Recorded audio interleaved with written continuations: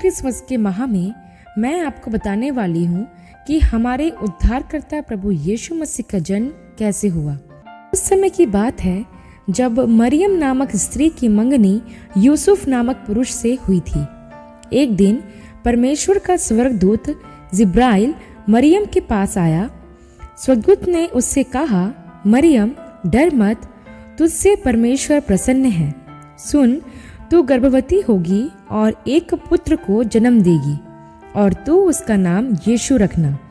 वह महान होगा और वह परम प्रधान का पुत्र कहलाएगा और प्रभु परमेश्वर उसे उसके पिता दाऊद का सिंहासन प्रदान करेगा।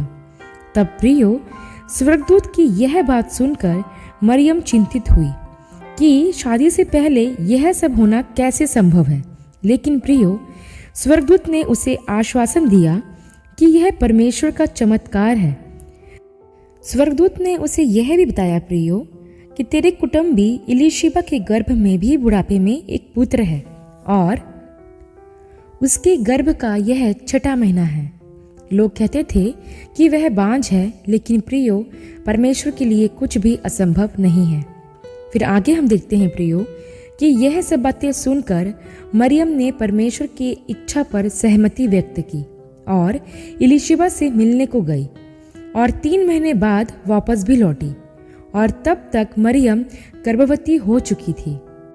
इसके बाद जब एक रात यूसुफ सो रहा था, एक स्वर्गदूत उसके सपने में आया और कहा, ओ दाऊद के पुत्र यूसुफ, मरियम को पत्नी बनाने से मत डर, क्योंकि जो बच्चा उसके गर्भ में है वो पवित्र आत्मा की ओर से है। वह एक पुत्र को जन्म देगी और तू उसका नाम यीशु रखना, क्योंकि वह पुत्र अपने लोगों का उनके पापों से उद्धार करेगा। फिर प्रियो, यूसुफ ने वैसा ही किया जैसे परमेश्वर के स्वर्गदूत ने उससे आज्ञा दी थी। शादी के बाद यूसुफ नासरत नाम के एक शहर में रहा करता था। फिर एक दिन उन्हें रोमन सम्राट कैसर अगस्तुस के द्वारा सारे जगत के लोगों के नाम लिखाई का आदेश जारी किया गया। यह पहली नाम लिखाई थी, इसलिए यूसुफ को पंजीकरण करवाने के लिए नासरत से बैतलहम जाना पड़ा। प्रियो, आपको मैं एक बात बताना चाहती हूँ कि नासरत और बैतलहम अब दोनों देश इज़राइल कहलाते हैं। जब यूसुफ और मरियम बैतलहम गए तो उनके ठहरने के लिए कोई जगह ना थी, क्योंकि सराय पहले से ही भरे हुए थे। इसलिए प्रियो, यूसुफ और मरियम ने एक गौशाला में रहने का फैसला किया, जहां गाय बैल रहा करते थे, और वही मरियम ने परमेश्वर के पुत्र यीशु मसीह को जन्म भी दिया। और उसी रात कुछ चरवाहे जो खेतों में अपनी भेड़ों की रखवाली कर रहे थे, उसी समय प्रभु का एक स्वर्गदूत उनके सामने प्रकट हुआ और उनके चारों ओर प्रभु का तेज प्रकाशित हो उठा। वे सहम गए। तब स्वर्गदूत ने उनसे कहा, डरो मत, मैं तुम्हारे लिए आनंद का समाचार लाया हूँ, जिससे सभी लोगों को महान आनंद होगा, क्योंकि आज दाऊद के नगर में तुम्हारे उद्धारकर्ता प्रभु यीशु का जन्म हुआ है। तुम्हें उसे पहचानने का चिन्ह यह होगा कि तुम एक बालक को कपड़ों में लिपटा हुआ चरनी में लेटा हुआ पाओगे। फिर आगे हम देखते हैं प्रियो, अचानक स्वर्गदूतों का एक पूरा समूह यह कहते हुए दिखाई दिया कि स्वर्ग में परमेश्वर की जय हो और धरती पर उन लोगों को शांति मिले जिनसे वह प्रसन्न है। और जब स्वर्गदूत उन्हें छोड़कर स्वर्ग लौट गए, तब वे गडरिये आपस में कहने लगे कि आओ हम बैतलहम चलें और जो घटना घटी है और जैसा प्रभु ने बताया है उसे देखें। तब प्रियो, वह सब गडरिये तुरंत चल दिए और यीशु को देखने के बाद उन्होंने खबर फैलाई और जिसने भी सुना वह आश्चर्य करने लगा। प्रियो, यीशु का जन्म आकाश में चमकीले तारों द्वारा दर्शाया गया था।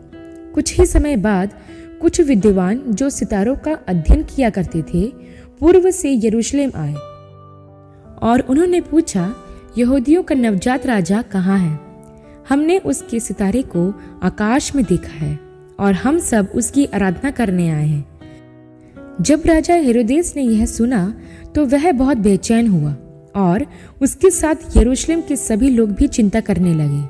फिर राजा हेरोदेस ने सब बुद्धिमानों को एक सभा में बुलवाया और उनसे कहा कि वह नए राजा को खोजे ताकि वह भी जाकर उसकी आराधना कर सके।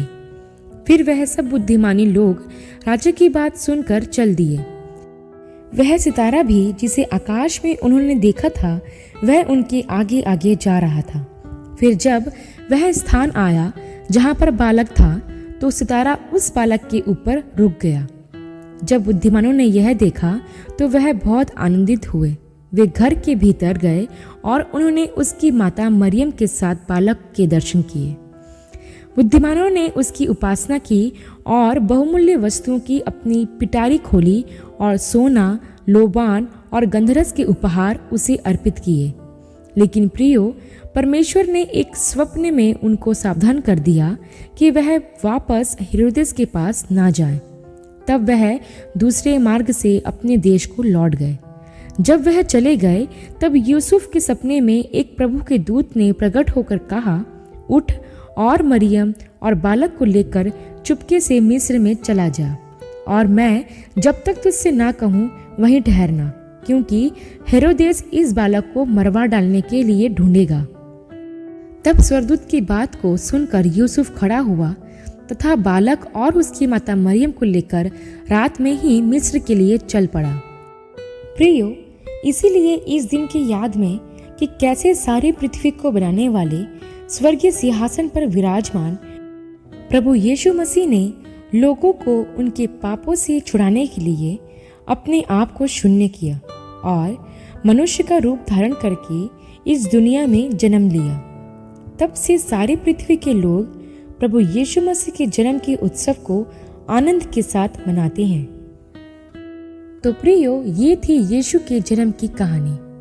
इस कहानी से हम एक बात को सीखते हैं कि यीशु से लगभग 700 साल पहले यीशु के जन्म से संबंधित एक भविष्यवाणी पुराने नियम में लिखी गई थी, जो कि हमें यशायाह 7 के 14 पद में देखने को मिलती है।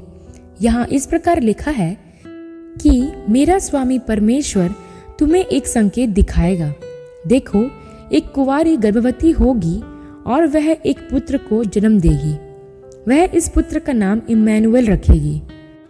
तो इससे हमें यह पता चलता है प्रियो कि परमेश्वर के पुत्र का आना तो तय था, जिसकी वजह थी दुनिया में बढ़ रहा पाप।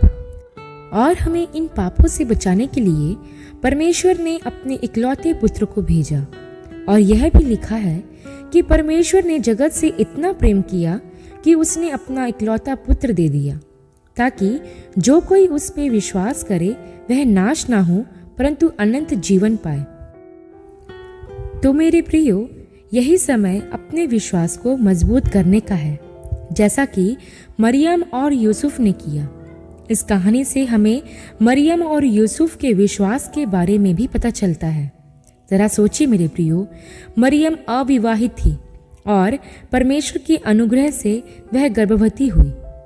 ये उसके लिए बहुत कठिन समय था, पर उसने किसी चीज की परवाह ना की, बस अपने परमेश्वर पर भरोसा रखा।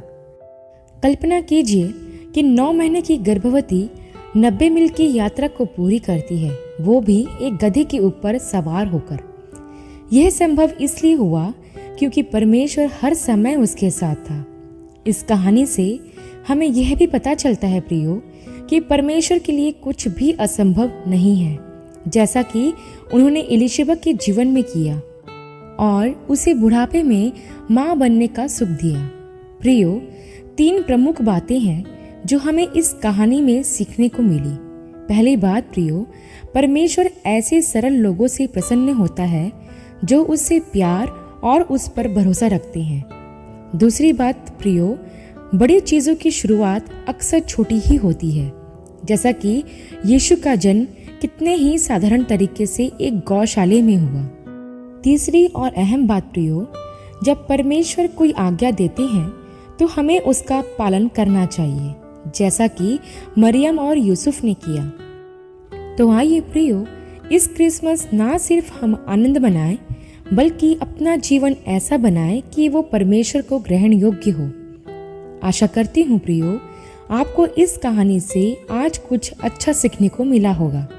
ऐसे ही और वीडियोस के लिए हमारे चैनल को सब्सक्राइब और वीडियोस को लाइक शेयर करना ना भूलिएगा। अगली वीडियो में आप सबसे फिर मुलाकात होगी।